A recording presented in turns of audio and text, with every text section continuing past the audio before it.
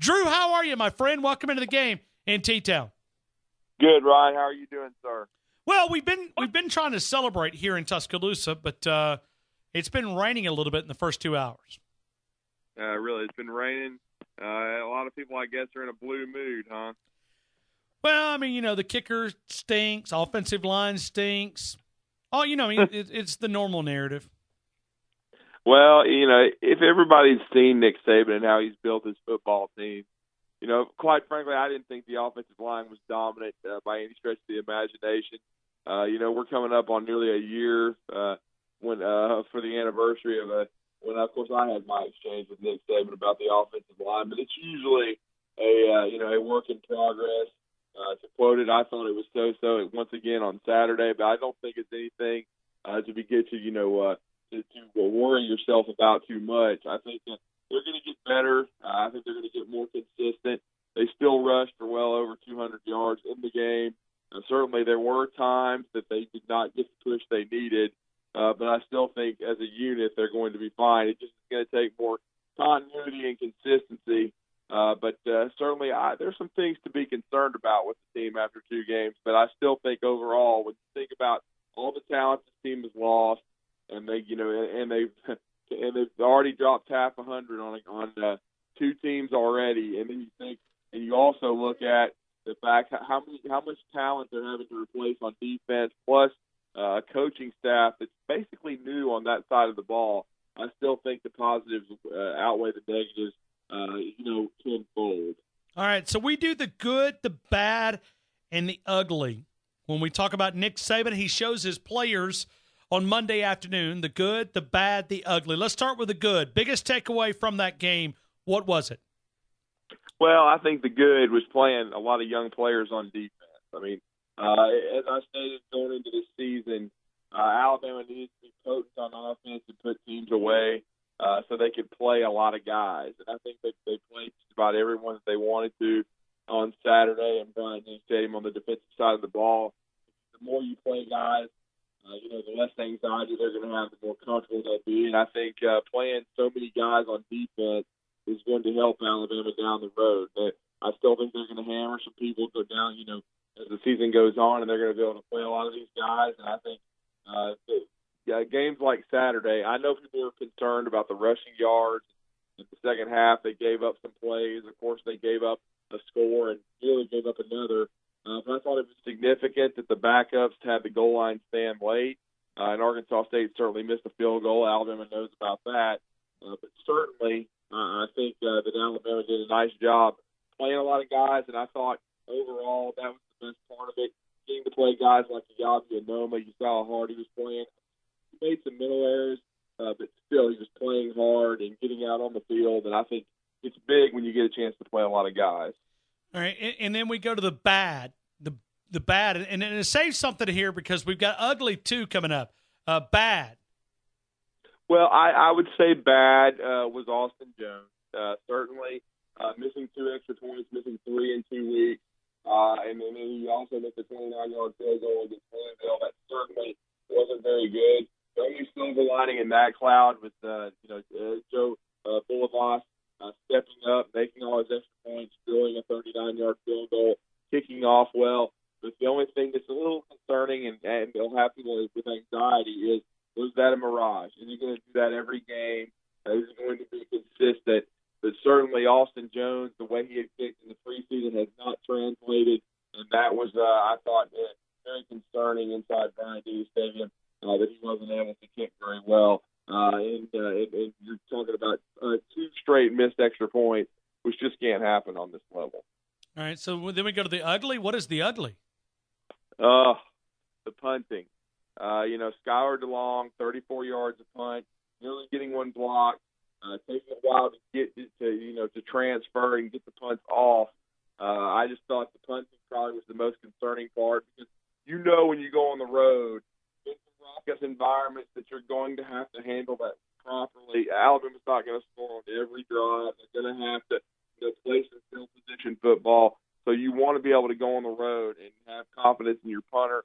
And right now, to me, coming out of the second week of the season, the most concerning thing about this football team is Skylar DeLong, who's trying to replaced one of the top two punters, I think, in Alabama history, J.K. Scott, along with Chris Moore. J.K. averaging 48 yards a punt in his first NFL game for the Packers last night. All right, so Drew, your takeaway from Jalen Hurts' performance on Saturday, because everybody is excited here in Tuscaloosa about the big performance on Saturday afternoon inside Bryant-Denny Stadium. Are you? Same old, same old. I mean, he's always performed well against non-conference opponents that were non-Power 5. I mean, if you go back and look at his stats, he's always been very efficient throwing the football, always run it well against those type of teams. I just tip my hat, and first of all, I'll say I was surprised that he played.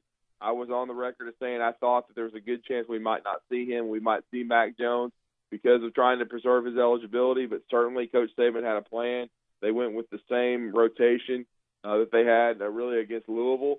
And he played better in this game. But again, it was a team that he came in, they were up 19-0. It was an overmatched opponent, and he played very well. To his credit, that's what he's supposed to do.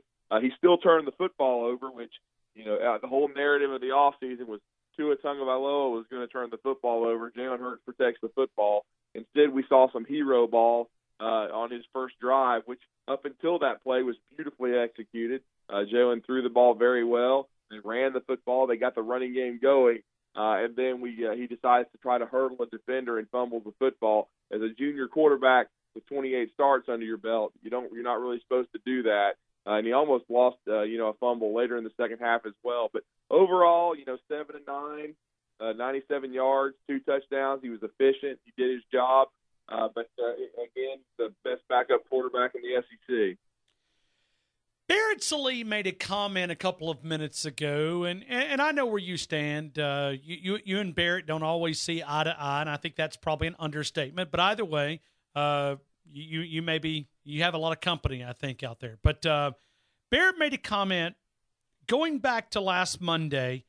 Nick Saban told us in that room, and we could ask Marquise to go back to last Monday and find the audio.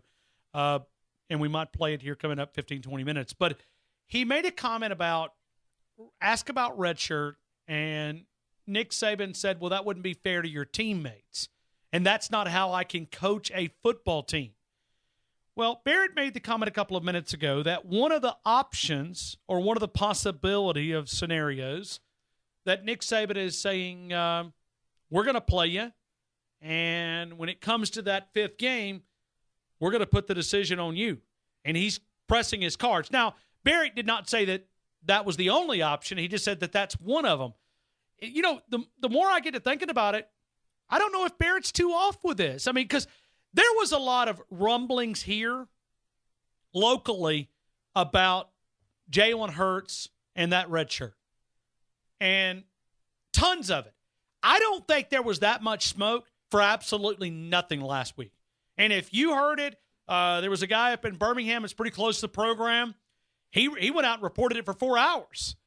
And so I'm not saying that it didn't happen. I'm just saying there was a lot of smoke for absolutely no fire. Well, I mean, there was. And I think we're basically going to find a lot out about that situation come Saturday, because I don't think you can rotate quarterbacks and win consistently in the SEC. As talented as the Clemson Tigers are, and they're very talented under Dabo Swinney, who's done an outstanding job there, they nearly blew the game against Texas A&M. Now, Texas A&M played well. Give credit to, Jimbo Fisher for having his kids ready at home. But to me, I think Clemson's 2 scores better than them if they don't play 2 quarterbacks and screw up the rhythm of their offense. And I felt like on Saturday, even though Alabama handled business, that Tua Tagovailoa could have thrown, maybe 5 or 6 touchdown passes if he were left in the game for the entire first half. And then if you want to play Jalen Hurts in the second half and then Mac Jones, that's fine. But I think Alabama lost offensive rhythm when Tua Tagovailoa came out of the game. And I don't think you can continue to do that against these teams that you're facing going forward. Ole Miss, they're averaging over 50 points per game, despite who they've played. Sure, they're struggling on defense. But if you're Alabama, you don't want to get in a situation where you're going by a script every game, because things are not going to go. They're not. I think certainly everyone hopes Alabama is up in the first quarter 21-0 every time you're able to play Jalen Hurts, but I don't think that's going to happen. And I think when you look at Tua Tagovailoa's body of work, he has not played that much still, but what he's done is remarkable in the stats he's put up. But he can get even better if you will let him play and play with more consistency. And you're going to have to do that going forward. And I think, with Jalen Hurts, maybe there is some validity to that. If we do see him, on Saturday, that's one game left, and I certainly think, there could be something to that with Barrett Sallee. I mean, I respect Barrett, who's been covering the SEC football for a long time. I still have a hard time fathoming Jalen Hurts, even though he got, several series in the game on Saturday, is going to want to burn a year of eligibility being a backup to Tua Tagovailoa. So I'm going to be very, very interested to see how much playing time Jalen Hurts gets against Ole Miss, and then going forward. If he plays against the Rebels like he's played in these previous two games, then I think there's a very good chance that he's not going to redshirt. But if they go by the flow of the game, and if Ole Miss's offense is hot and they need Tua Tagovailoa to stay in there for an extended period of time, then it's not completely off the table. That's what's going to be one of the most interesting storylines of this Ole Miss preparation, because this Ole Miss offense, they've got three pros in their wide receiver corps: DK Metcalf, A.J. Brown, Lodge. Tiamu is one of the more underrated quarterbacks in the country. He had 5 touchdown passes last week. He was 23 of 33 for 448. I think Alabama is going to have to score 40-plus in this game, and the best way to get there is with number 13 with the keys to the car.